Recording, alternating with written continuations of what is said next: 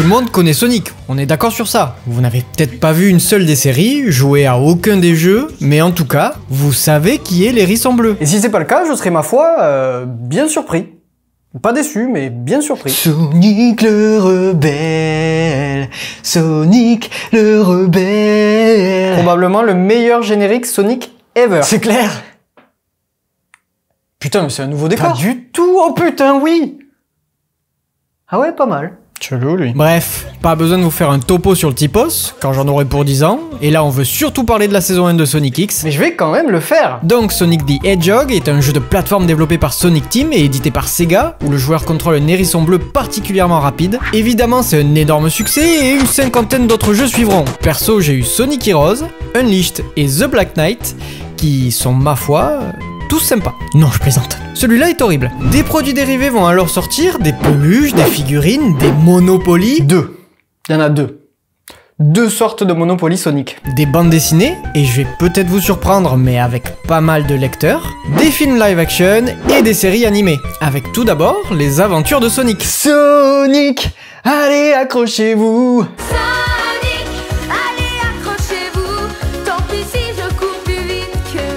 Qui aura deux séries du même nom en 1993, puis Sonic le Rebelle. Sonic le rebelle, Sonic le rebelle. Un dessin animé que j'ai pas mal oublié, mais qui de souvenir était particulier, même si particulier ne veut pas dire mauvais. Ouais, je suis en train de m'auto-chauffer pour le revoir. Sonic le rebelle. Sonic Boom, qui a donné de nombreux mèmes. Tired, huh? Not me. I slept like a baby last night. Hey, this wall tastes like dirt.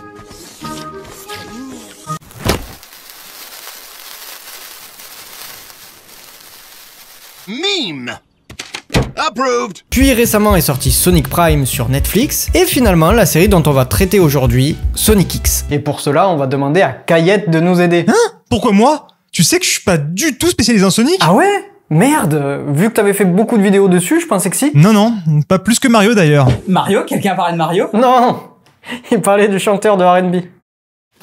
L'interprète de F Me Love You, je connais bien. Oh putain, c'est pas vrai!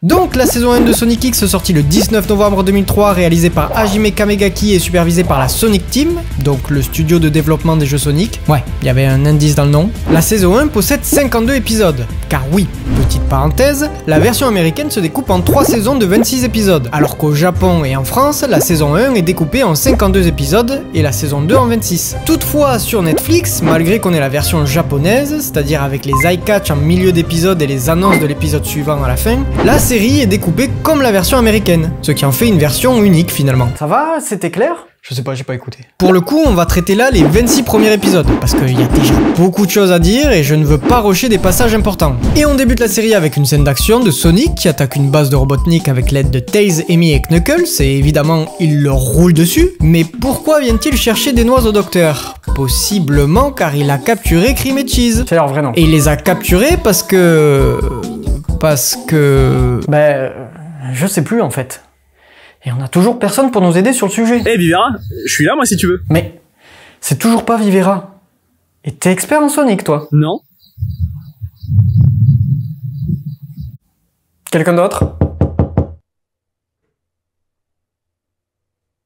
Oh Veil, parfait! Est-ce que tu serais chaud pour m'aider? Allez, en fait c'est facile les feats. Bah en vrai y a pas vraiment de raison, si ce n'est de faire le grand méchant. À part peut-être si vous voulez piéger Sonic, mais même là en fait il n'y avait aucun intérêt à le faire. Voilà, donc Robotnik veut réduire la population en cendres, ce qui n'est pas hyper gentil, certes, et ce avec l'aide des émeraudes du chaos. Seulement, Cream lui rétorque que Sonic va venir l'en empêcher. Personne, pas même ton cher Sonic, ne pourra entrer dans mon...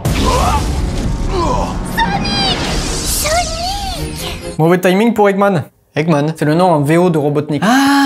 Les deux n'ont rien à voir. Donc, malheureusement pour le docteur, Sonic lui latte la gueule. Mais ça explose aussi une machine au passage, qui, sûrement aidée par une émeraude du chaos, téléporte tous les personnages étrangement bavards de l'univers de Sonic sur Terre. Suite à ça, Sonic se fait surprendre par la technologie et les véhicules de notre monde.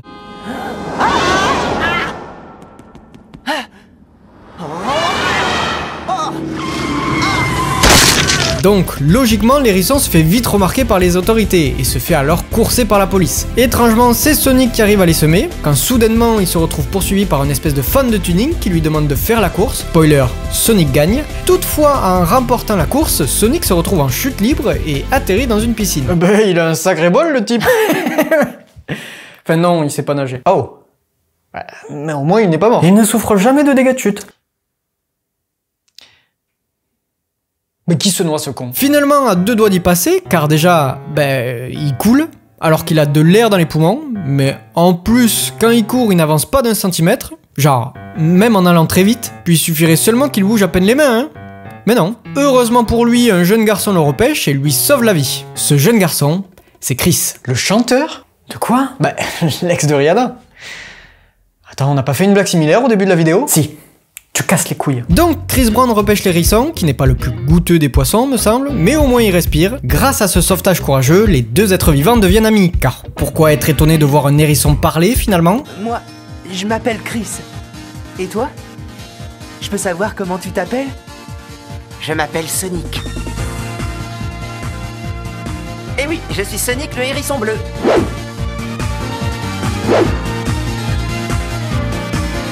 Mais plus sérieusement, j'aime beaucoup les endings, ou plus généralement appelés les génériques de fin, qui ont une vibe très chaleureuse et tendre, et l'idée que Sonic revoit les passages de l'épisode actuel est hyper malin. D'ailleurs, il y a quand même une grosse différence entre les endings en VO et en VF, et c'est tout simplement le fait que en VO, ils ont des lyrics, enfin des paroles plus exactement. Et typiquement, le deuxième ending, que ce soit en VO ou en VF, est vraiment très mélancolique, et je trouve d'ailleurs que c'est le meilleur de la série, tandis que le troisième va beaucoup plus être hip-hop, rap, ce qui se rapproche d'ailleurs beaucoup plus de l'identité musicale des jeux Sonic. Ah, et l'opening d'ailleurs, parlons-en. Pour nous sauver, il est le plus fort.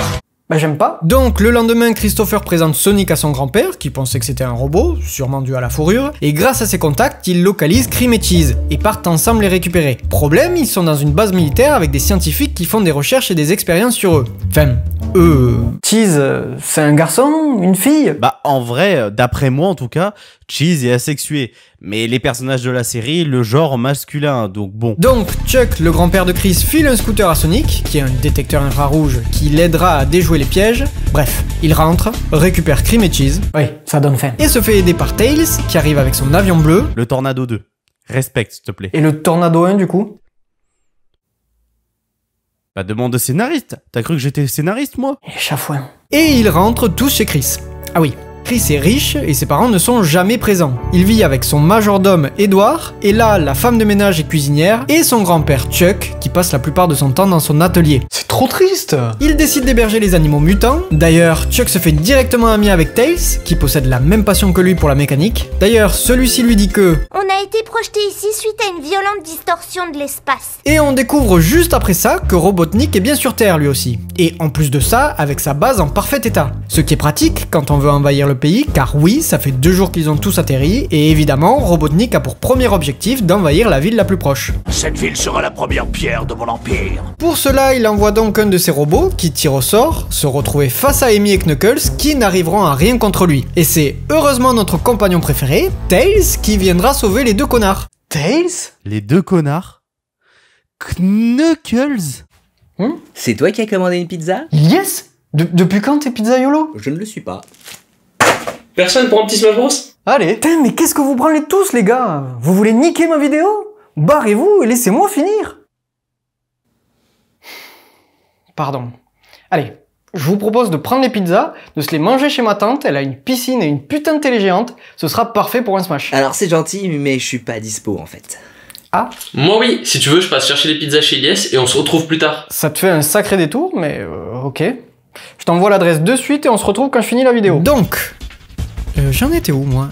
Ah oui, Tails arrive avec Chris d'ailleurs, mais ils se font tristement remballer par le robot d'Eggman. Toutefois, Sonic arrive et sauve tout le monde en battant Robotnik et sa création. Ils repartent alors chez Chris avec Amy, mais Knuckles décide de prendre le large.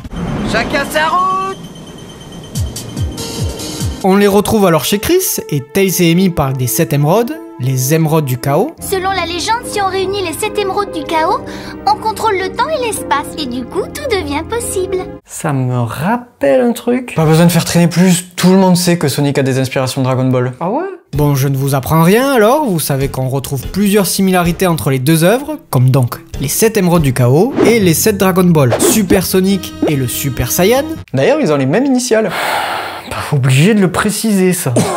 Oh putain, la boulette, désolé, j'avais pas capté. Même dans certains personnages, on peut y voir des reflets de la Team Z, comme Shadow et Vegeta, les rivaux au pouvoir identique tout en étant sombres et froids, Tails et Bulma dans le côté génie mécanique qui construit des appareils ultra avancés. D'ailleurs, Chuck peut faire penser au Dr Brief, le père de Bulma. Puis le détecteur infrarouge est clairement un clin d'œil au scooter fait par les créateurs de la série. Je veux dire par là qu'avec un clin d'œil pareil, ils confirment leur inspiration et je trouve ça hyper cool. Et en effet, les jeux Sonic ont fait plusieurs références à l'univers de Dragon Ball. Évidemment, il y a le fameux Super Saiyan et Super Sonic, mais outre ça, typiquement par exemple Silver, et ben c'est vraiment un peu un copier-coller de Trunks du futur. Les deux viennent dans le passé pour corriger le tir de leur futur qui est dévasté et détruit par quelque chose beaucoup trop fort pour eux, et du coup ils vont chercher de l'aide dans le passé. Alors ouais, Silver c'est quand même un petit peu plus compliqué que ça, mais globalement vous avez compris l'idée. Et plus récemment, Sonic Frontiers fait justement référence à des mangas. Mais surtout l'attaque finale de Gigantos est vraiment la même que Goku contre le roi Piccolo, ou même il y a la scène où Night est coupé en deux, et bien en fait c'est une grosse référence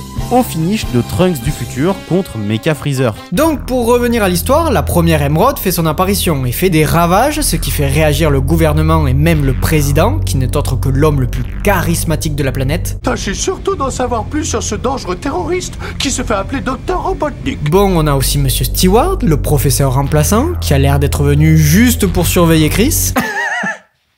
C'est drôle car c'est le cas. Stewart est un agent secret envoyé par le gouvernement pour garder un œil sur Sonic via Chris. Et comme je l'ai sous-entendu, ça ne se voit pas du tout. Il a l'air gentil, le nouvel Astit. Ah, gentil. On regarde hyper mal quand même. On fait aussi la rencontre de Topaz, une lieutenant d'une équipe d'élite du gouvernement, et elle doit faire équipe avec Rouge. Ce diamant est une pierre de toute beauté. Cela dit, j'ai hâte de mettre la main sur une émeraude. En plus, avec les vêtements qu'elle a, c'est vraiment un style provocatrice, bien en rapport avec la personnalité du personnage. Et surtout, elle a une voix de prostituée. Alors, au début, elles se détestent, mais elles vont finir par s'adorer. Ouais. J'exagère un peu.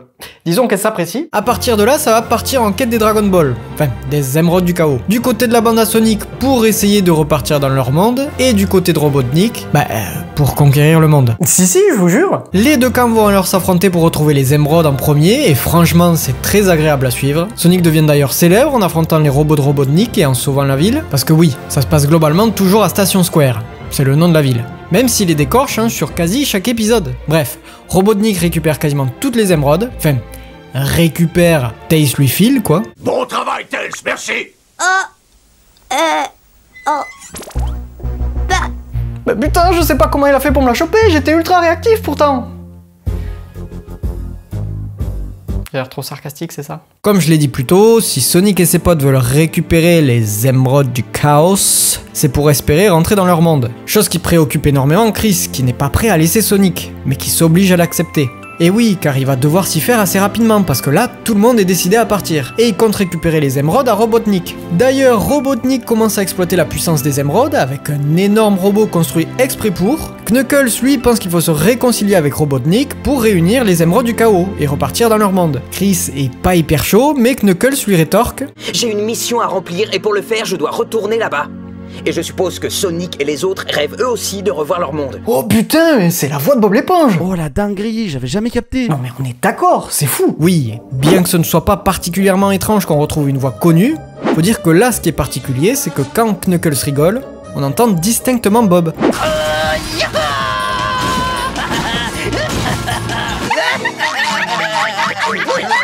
Mais là où c'est encore plus particulier, c'est que Sébastien Desjours double aussi Bokken, le messager de Robotnik. Et là, là même quand il parle, c'est Bob. Oh, mais c'est moi. Non. Il nous casse les oreilles, celui-là. Donc je disais que Knuckles faisait la morale à Chris, ce qui lui fait ouvrir les yeux et réaliser que c'est normal que Sonic veuille repartir chez lui. Ce que je comprends moins, c'est pourquoi il est dérangé par le départ de Sonic, et pas par celui de Tails, Amy et Cream. Car c'est avec eux qu'il passe tout son temps. Sonic, lui, n'est jamais chez Chris. Oui, Sonic ne peut rester en place. Aimant courir et ressentir la liberté, c'est rare les moments où il se pose chez Chris. À la limite, on le voit un peu plus souvent sur le toit de la maison, là où il aime se reposer. Moi aussi d'ailleurs. Ce que je voulais dire, c'est que Chris est en réalité beaucoup plus avec Cream, Tails et Amy. L'affection qu'il doit avoir envers eux devrait être plus forte. Toutefois, j'ai conscience que la différence, c'est que Sonic est juste ultra cool. Il est courageux, brave, fort et amusant, et subjectivement hyper classe, ce qui forcément peut faire rêver les jeunes garçons qui rêvent d'être comme lui, et les filles car ça peut être plus ou moins leur idéal masculin. Excepté le fait que ce soit un hérisson. Faut dire que moi-même, à 27 ans, j'arrive à trouver Sonic ultra cool. Autant son design... Parce qu'il faut aussi en parler de ça. Les chara-design des persos déboîtent. Particulièrement ceux de l'univers de Sonic, avec un style plus manga, des yeux plus gros et plus impactants, un corps moins rond et plus longiligne. Enfin bref, une amélioration totale de leur esthétique. Les personnages humains sont eux un peu plus classiques, mais Chuck, Topaz et Chris sont quand même vraiment sympas. Et en plus de ça, faut le dire, visuellement, ça a super bien vieilli. Dès que j'ai lancé le premier épisode, je me suis de suite dit « Merde, mais c'est beau !» Les couleurs sont actuellement super belles. La série est trouvable en 480p, on devait être juste avant l'HD, mais ça reste vraiment correct. Comme je le disais juste avant, les designs pètent, mais Sonic est aussi ultra cool pour ses nombreux sauvetages qu'il réalise sans aucune attente particulière. Il est juste profondément gentil, et quand même lucide et drôle sur certaines situations. Quel sale menteur! Il disait qu'il n'aspirait plus qu'à vivre une vie retirée et tranquille. Et t'as cru un bobard pareil? Alors te revoilà, Sonic, c'est ce que j'espérais. Moi j'espérais ne pas te revoir. Tu es vraiment trop laid. Elle a pris Tails pour un ours. Ce qui est insultant pour un renard. Et certaines fois, il paraît plus froid et assez neutre envers Chris, Tails et Amy. Une minute! Tu ne veux pas venir avec nous? Non, mais allez vous distraire! Il veut jamais s'amuser avec nous. Même quand le père de Chris paye une croisière à tout le monde, il est le seul à ne pas supporter et à vouloir partir. Et honnêtement, ça marche. Déjà, il aime pas l'eau vu qu'il ne sait pas nager, mais en plus, il est très limité pour courir. Et Sonic aime particulièrement une chose, la liberté. Donc logique que ça le rende fou. Dis-moi la vérité, tant pis si je dois en souffrir, je te jure de toujours faire tout ce que tu voudras. Mais qu'est-ce que t'as? Oui, je ferai tout ce que tu voudras. Si on arrête là cette croisière, je veux rentrer chez nous et vite. Il n'arrête pas de courir à travers tout le bateau. Oui, ça devient inquiétant. Quand je le vois dans cet état, je me dis qu'il est encore moins contrôlable que l'émeraude du chaos. Non! Revenez me chercher! Ce même jour, Sonic a effectué son 15e saut pour s'éloigner du bateau. Voilà, fin de la parenthèse, on reprend le récap de l'histoire. Je disais, Chris est décidé à laisser Sonic partir, et pour ça il part même avec Knuckles ou Robotnik pour essayer de convaincre ce dernier de s'allier pour repartir dans leur monde. Attends, Knuckles c'est quand même pas si con. Ouais, il a raison. Merci mon petit Knuckles, et moi aussi j'ai confiance en toi. Ah mais si, il est con comme une table. Ouais. Enfin, il est surtout très naïf et facilement manipulable. Ah, il est con. Bah, il est con. Bref, ils y vont malgré tout et se font avoir par Robotnik. Mais non! Eggman capture Chris et dégage Knuckles du vaisseau / robot et part foutre la merde. Sonic arrive, seulement l'armée aussi, pour affronter Robotnik alors que le très cher Chris est dedans. Dommage, vous allez dire, et je sais très bien que vous êtes ironique, mais ça reste un garçon de 12 ans qui, j'en suis quasiment sûr, mérite de vivre. De toute façon, Sonic compte bien le sauver, et on sait tous comment ça va finir. Eh ben super, Sonic est mort. Putain, Sonic est mort! Non, c'est impossible. Puis, tu l'as dit toi-même. De quoi? Faut finir ta phrase là parce que je capte rien. La phrase que t'as prononcée juste avant. Oh putain, Sonic est mort? Celle juste avant celle-là. Eh ben super, Sonic est mort. Super Sonic!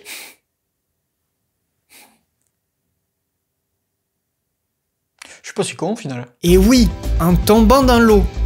Chris explose de rage et de tristesse et vole les émeraudes du chaos et les fait tomber dans l'océan qui s'active au contact de Sonic. Ce qui crée un maelstrom et Sonic en ressort doré, avec les yeux rouges, lévitant. Il fonce sur le robot et le fait exploser. Ce qui crée un rayon lumineux semblable à celui qui avait emporté Robotnik et les autres dans ce monde, qui transporte Chris et Sonic en plein bad trip. Sonic soigne Chris, Chris saute sur Sonic, Sonic le remercie et Chris pleure ses morts pendant que Sonic disparaît. Non, reviens, Sonic! Sonic! Sonic!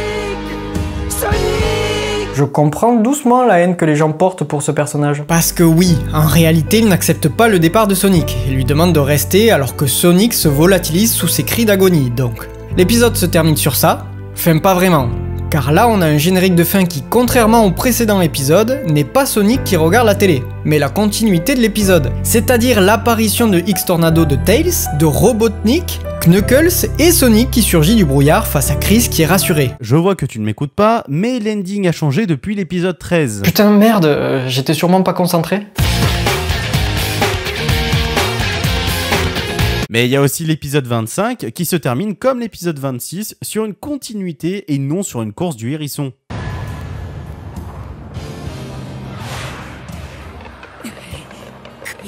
C'est exact. Alors j'aimerais juste faire une petite aparté concernant cet épisode parce que de tout ce que les médias Sonic ont pu nous offrir, eh bien je trouve que c'est l'une des meilleures choses. L'épisode repose vraiment sur le fait que Sonic est normalement imbattable, mais que cette fois Eggman peut gagner. Et finit même par avoir de la peine pour son ennemi juré.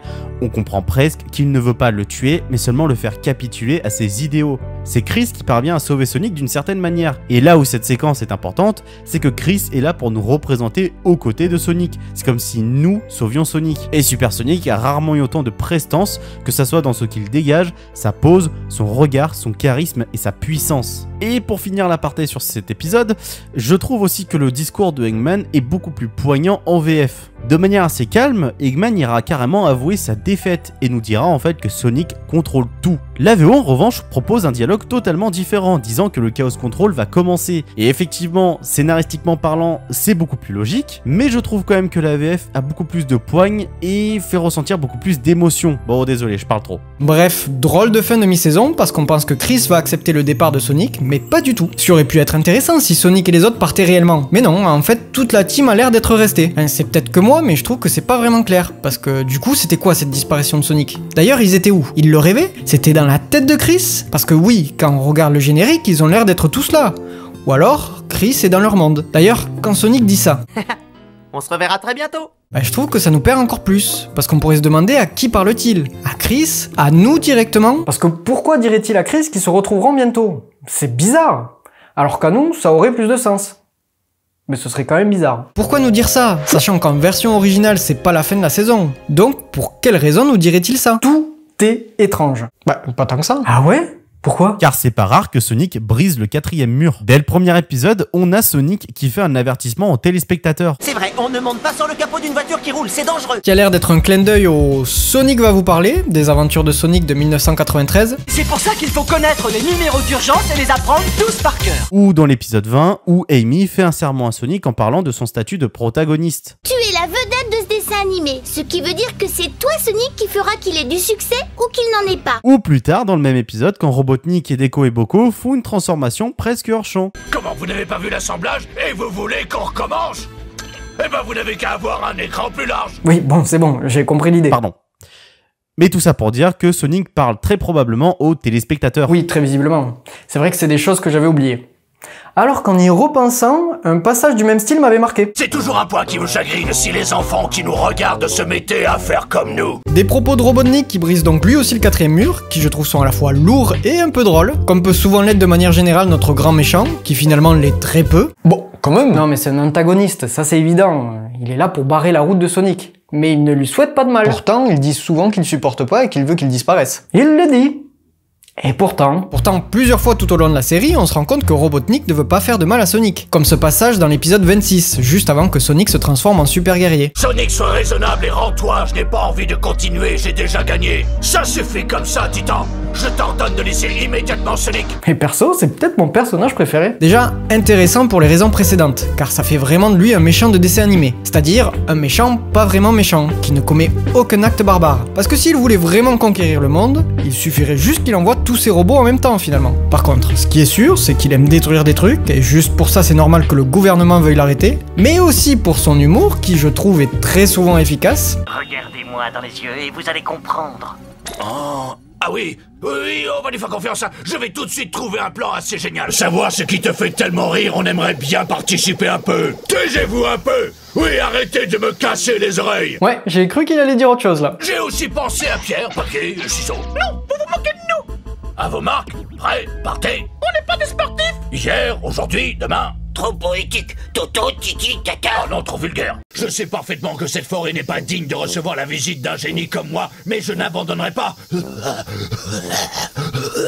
pas dans une condition physique parfaite. D'ailleurs, la voix de Deco est jouée par Antoine Nouel, qui fait la voix de Terriermon dans Digimon Tamers et Digimon le film. Et un ami, c'est quelqu'un qui est là dans les moments graves.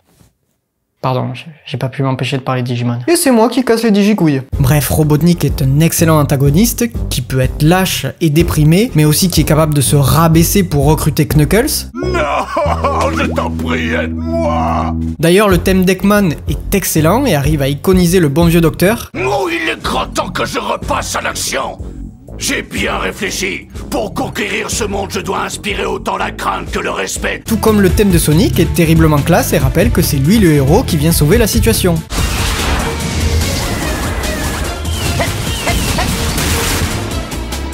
Non, sérieusement, c'est une excellente saison et une excellente série. Enfin, avant de pouvoir dire ça, il faut que tu regardes la série en entier. C'est pas faux. Sachant qu'en plus, il faut que je le dise, je suis pas un grand fan de Sonic. Comment oses-tu? Non, mais j'aime bien. Mais presque la totalité de mon expérience de Sonic vient de Sonic Heroes et un peu de Sonic le Rebelle. Donc 2 expériences mitigées. Une plus que l'autre. Oui, je déteste Sonic Heroes. Il va loin dans ses blagues, hein. Donc je vous l'avoue, je n'ai pas vu Sonic X étant gamin. Pourtant, j'étais pas si vieux, j'avais seulement 7 ans. J'aurais sûrement adoré. J'ai vu seulement des épisodes par-ci par-là. Et malgré ça, j'ai adoré cette saison 1 de Sonic X, qui a d'énormes qualités, comme la qualité de ses graphismes et des chara-design, et globalement l'animation est vraiment bonne. Il y a très peu d'épisodes moches, mais aussi pour ses personnages super intéressants. J'oublierai pas Tails et son amitié avec Chuck, Knuckles et son début de relation bizarre avec Rouge, ou Cream et Amy qui sont respectivement insupportables et adorables, sauf que j'ai inversé. L'amitié naissante entre Topaz et Rouge aussi, qui marche très bien. La rivalité entre Sonic et l'irritant oncle de Chris. Ah oui, c'est le vieux fan de tuning du début. Et je n'ai qu'une hâte, c'est de continuer mon visionnage finalement. Et voir s'ils sont toujours sur Terre ou dans le monde de Sonic, et surtout l'évolution de ces personnages. Parce que j'ai pas parlé de la relation de Sonic et Amy, qui est, faut le dire, insupportable avec lui. Très comparable à son attitude dans Sonic Heroes. En somme, elle lui court après et lui il est saoulé. Bref. Hâte de voir la suite. J'ai hâte aussi. Malgré que la suite soit bien meilleure puisqu'elle reprendra les histoires de certains jeux, cette première partie qui se veut totalement originale en termes de scénario est vraiment pas mal et se débrouille plutôt bien. Et nul doute que tu apprécieras le reste de la série. J'en doute pas. Et je t'assure que je prononcerai mieux Knuckles la prochaine fois. J'en doute pas. Bah moi je suis déçu qu'on ait pas vu Shadow. T'es un bandeur de Shadow toi? Bah ouais, j'aime bien. Surtout son design, il est hyper classe. Ouais, ça c'est dur de le contredire. Considéré comme le némésis de Sonic, ce qui pour moi n'est pas entièrement vrai, Shadow n'est pas l'ennemi ultime de Sonic et ne l'a jamais été. Shadow n'est pas un antagoniste, mais à la limite un rival de Sonic. C'est finalement assez rare qu'il se mette sur la route de ce dernier. En fait, une des principales problématiques de Shadow, c'est sa recherche d'identité. Son questionnement sur sa création, ou même sur la possibilité qu'il ne soit qu'un clone de l'original, une simple copie. D'ailleurs, mec, je me demandais, c'est pas compliqué dans ton montage quand tu fais les scènes avec ton autre toi? Hein? C'est pas du montage. C'est mon ombre. Hein? Mon ombre. C'est un espèce de double. Quoi? Pour faire simple, c'est mon ombre qui a pris conscience toute seule et qui a pris ma forme. Et sinon, ta prochaine vidéo? Non mais attends, comment ça a pu arriver? Wow! Ça, je m'en rappelle plus. Mais du coup, t'as pas d'ombre, toi? Mais si, j'en ai une. Elle est toujours accrochée à moi. Et même toi, t'en as une. T'es en train de me mentir, c'est du montage. Ah oui! Non mais l'ombre repousse au bout d'un certain temps. Mais comment on vous différencie du coup? Enfin, à part la tenue. Parce que techniquement, tu pourrais être l'ombre. Voilà. Techniquement, oui. Mais si tu marches sur l'ombre d'une ombre, elle peut plus bouger. Et du coup, c'est le seul moyen. Parce qu'il faudrait aller vachement près quand même. Que je sache. Tu vois, c'est ça l'idée. Ok.